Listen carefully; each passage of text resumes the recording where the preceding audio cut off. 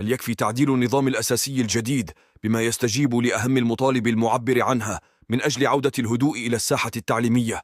أم أن ذلك لن يتحقق إلا بإصدار الحكومة قرار سحب هذا النظام وإعادته إلى طاولة الحوار والتشاور بين الأطراف المعنية؟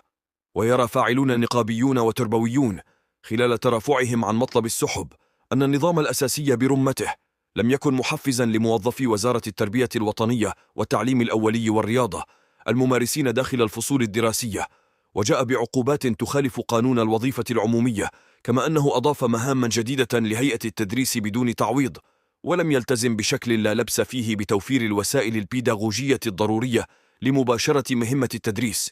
وفي المقابل أبدى سياسيون محسوبون على الحكومة رفضهم لمقترح سحب النظام الأساسي لإنهاء الاحتقان،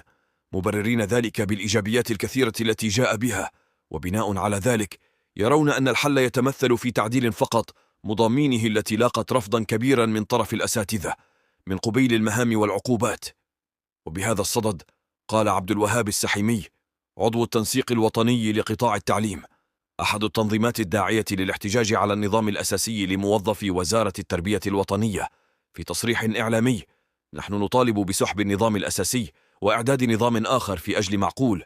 يضمن فعلا الكرامة والعدالة لعموم نساء ورجال التعليم، ويسوي الملفات العالقة وخاصة المتفق بشأنها في إطار اتفاق 18 يناير، ويحسن الأوضاع المادية والاجتماعية لنساء ورجال التعليم، كما أننا نريد نظاما أساسيا يقطع مع كافة أشكال الزجر في حق الأساتذة والأستاذات، ويعيد النظر في عدد ساعات العمل.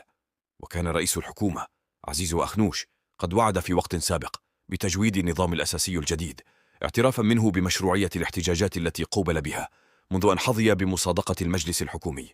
ومن أجل هذا الغرض تم تشكيل لجنة وزارية تضم فوزي لقجع وشكيب بن موسى ويونس السكوري، لكن لم يصدر عن الحكومة لحد الآن ما يفيد إمكانية سحبه بشكل نهائي، بعد أن بات مرفوضا من طرف أغلب مكونات الشغيلة التعليمية.